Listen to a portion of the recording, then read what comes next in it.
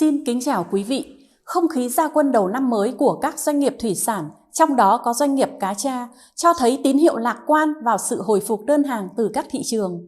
Trong ngày làm việc đầu tiên sau kỳ nghỉ Tết, công nhân của công ty trách nhiệm hữu hạn Hùng Cá tất bật chuẩn bị cho đơn hàng xuất khẩu 21 container cá tra phi lê. Tại công ty cổ phần Vĩnh Hoàn, gần 10.000 công nhân cũng trở lại công ty để chuẩn bị cho những đơn hàng mới.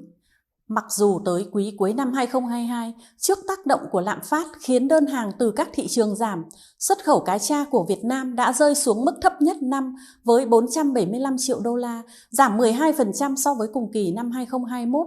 Nhưng so với các ngành hàng khác, cá tra vẫn có triển vọng khả quan hơn trong năm 2023 nhờ những tín hiệu tích cực từ hai thị trường lớn là Trung Quốc và Hoa Kỳ.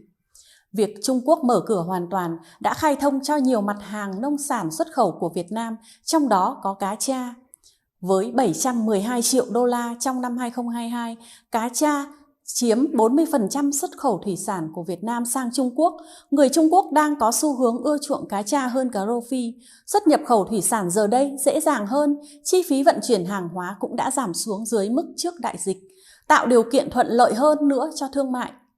Việc Trung Quốc dỡ bỏ hạn chế đối với Covid chưa thể mang lại sự hồi phục mạnh mẽ cho đơn hàng thủy sản ngay trong tháng đầu năm, vì dịch vẫn còn là quan ngại của nhiều người dân và các nhà hàng chưa thể mở cửa hoàn toàn.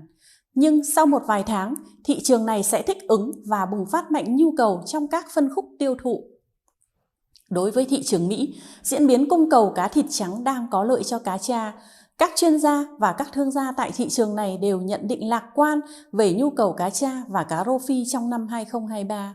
Hai loài này đều có giá phù hợp và nguồn cung ổn định. Trong khi đó, lệnh cấm với Nga tiếp tục làm sụt giảm nguồn cung cá tuyết, loài cá thịt trắng vốn được ưa chuộng tại Mỹ. Đặc biệt vào mùa chay, từ cuối tháng 2 tới giữa tháng 4, nhu cầu sẽ tăng và sẽ bù đắp thiếu hụt bằng các loài cá khác như cá tra, cá rô phi, cá Minh Thái. Năm nay, Mỹ tăng hạn ngạch cá Minh Thái thêm 16% lên gần 1,5 triệu tấn, nhưng chưa thể đáp ứng ngay cho nhu cầu trước mắt. Đối với cá rô phi, chiến tranh thương mại và dịch Covid vẫn phần nào hạn chế nhập khẩu từ Trung Quốc. Do vậy, cá tra vẫn nhìn thấy điểm sáng tại thị trường này.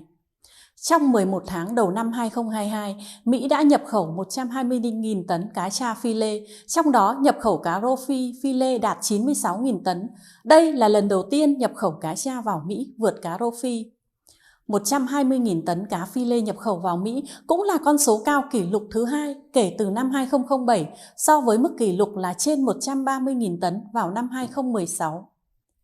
Năm 2022, xuất khẩu cá tra Việt Nam sang Mỹ đạt 537 triệu đô la, tăng 45% so với năm 2021, duy trì tăng trưởng dương từ 23 đến 123% trong 3 quý đầu năm.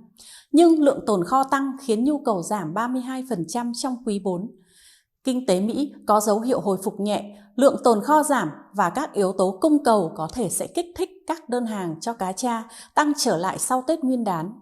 Những kỳ vọng đó có thể mang lại niềm tin về khả năng hồi phục cho các doanh nghiệp cá tra năm 2023. Xin chúc các doanh nghiệp và quý vị một năm mới thành công.